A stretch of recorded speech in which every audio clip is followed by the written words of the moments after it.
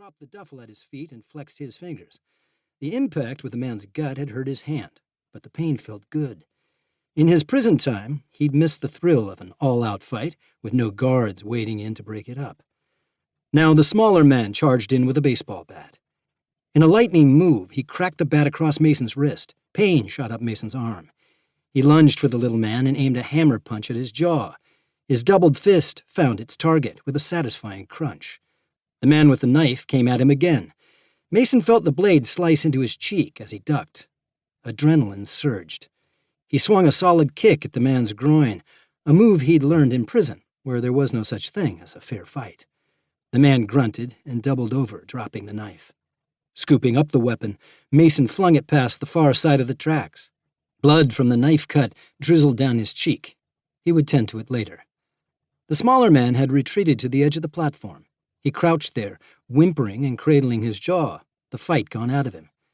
As Mason swung toward the big man, emotions, held back for 5 long years, burst in him like floodwater through a broken dam. The chain gangs, the bullies, the long nights, the isolation, the vermin, the constant humiliation. Memories crashed in on him, driving him to an uncontrolled rage. His first punch knocked the big man off his feet. Then Mason was on top of him, his fists pummeling the man's face, his head, his body, pouring fury into every blow. "Please stop, mister," the voice filtered through his awareness. It was the smaller man, standing somewhere behind him, pleading, "Please, mister, don't kill him.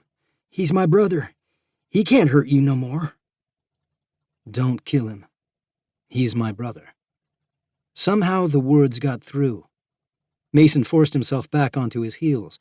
His enemy lay on the platform, his face purpled with bruises, his eyes swollen, his nose and lip bloodied.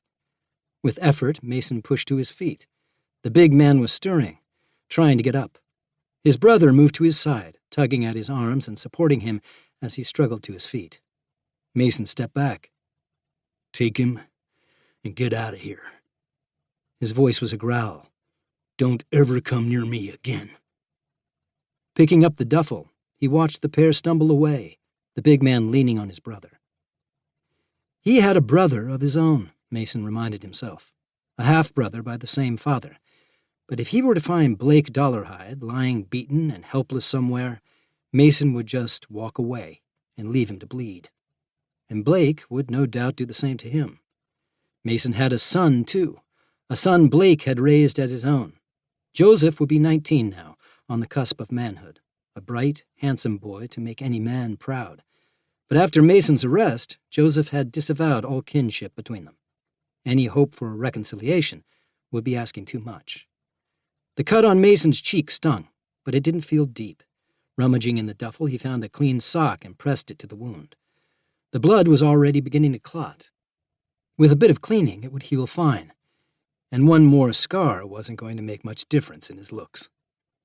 Finding a pump outside the station house, he wet the sock and did the best he could to sponge away the blood. Then he left the platform and headed down Main Street.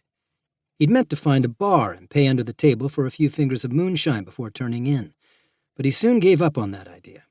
The few bars surviving as speakeasies had gone underground with Prohibition and wouldn't be easy to find. Besides, he looked like hell. If word got around that Mason Dollarhide had turned up in town, dressed like a bum, bleeding from a knife wound, and searching for a drink of illegal booze, it was bound to be bad for future business. He'd be smart to lie low until he could show up in style. Keeping his face in shadow, he checked into an older backstreet hotel where nobody was likely to recognize him. He'd hoped for a room with a private bath, but the only accommodation he could afford had a shared bath down the hall. Everything had gone up in price since his arrest ended the life he'd known. A life he was determined to get back, starting tomorrow. The bathroom was empty, but there was no tub, and the hour was too late to ask for one. Mason splashed himself as clean as he could, returned to his room, and sank into the bliss of clean sheets, a warm blanket, and a padded mattress. No clanging of iron doors or moaned curses of prisoners. No snores from his cellmate. No squealing, scampering rats. No midnight inspections or communal showers. For the first time in 5 years, he was free. Mason had expected to fall asleep at